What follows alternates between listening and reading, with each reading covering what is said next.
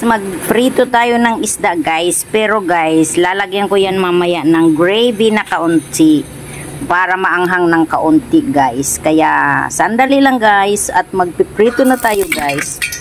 Uy!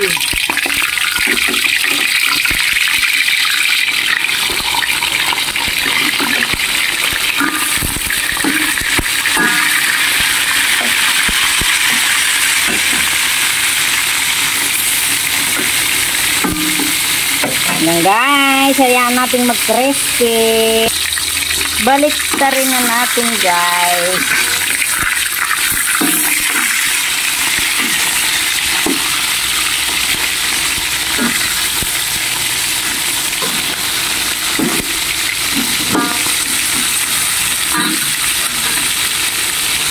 Yan guys, luto na yung prito natin. So gagawin ko po siya ng gravy. Yan lang po yung pang ano ko ho. At saka chili paste guys. So i-fry na natin siya guys. So yung binawasan ko lang guys yung mantika. Ilalagay na natin yung maraming sibuyas at saka bawang. Masarap po yung maraming sibuyas at bawang. Kasi guys, lalagyan natin siya ng chili paste. Halo-haluin, halo-haluin.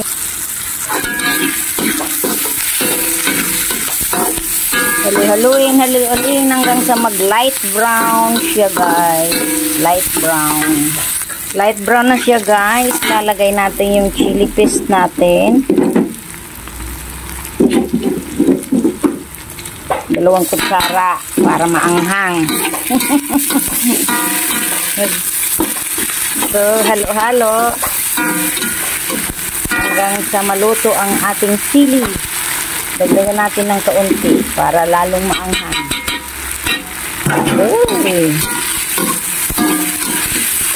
Yan guys, halo-halo.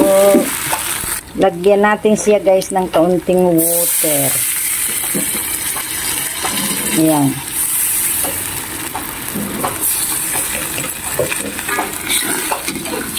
Tapos salt, lagyan natin siya ng salt. Ayan guys, so ilalagay na natin ngayon yung ating isdang prito.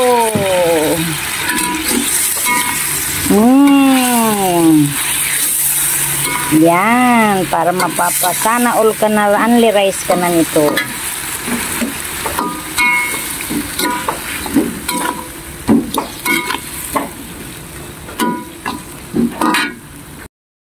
Luto na, patakan natin siya guys ng kaunting dark sauce para maganda yung kulay niya guys. Ayan, ouch, baka nadamihan naman.